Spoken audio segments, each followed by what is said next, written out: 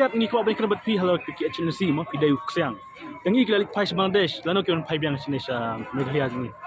Nak kalian jom ki hadir nak pai kila dak kita kosong jom ka di duduk ki banyak kan.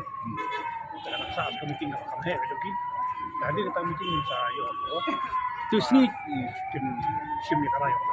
tak ada mentah simna sitang kila lech Bangladesh. Iyo objektif hidu mentah. Ka jadi balong tong ta long bagi ada itu ka meeting dengan kong. Nak saat ko yung meeting nak kamhe hadir kita meeting sa bondi. Jadi kan sedang berjalan. Iyo katan ka isi ka song tukin na kinang tu. Kalau ada kan sini keren cuki, ada formal meeting cuki, kita nak sah. Kay kimat kiba kamat ay ba agency konra ha government. Ya kimat tu cuma kalau jual nak kapor kapor long ini benda kita kita pelaban kita benda. Ada kapor lagi. Dia bilong siang jong ka agency pila lech Bangladesh. Pila kod fish Bangladesh.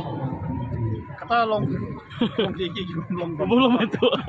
Nah tu alhamdulillah. Tegi long try lano ki actin pi bagian pai biang sama kalian. Seperti seperti hadir kita meeting. Yang makin sesiong siang ni kapor kena kapor.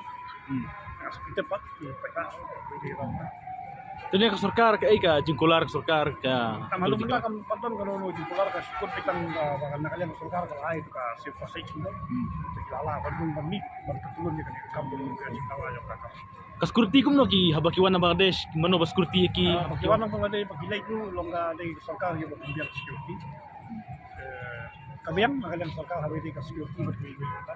Tinamar kinan sa Bangladesh, try ke sarkar Bangladesh ka tip na ka tip ya kani. Kata orang kiladon lagi pausunam kita pilih lagi kita pilih tanpa kidon tak.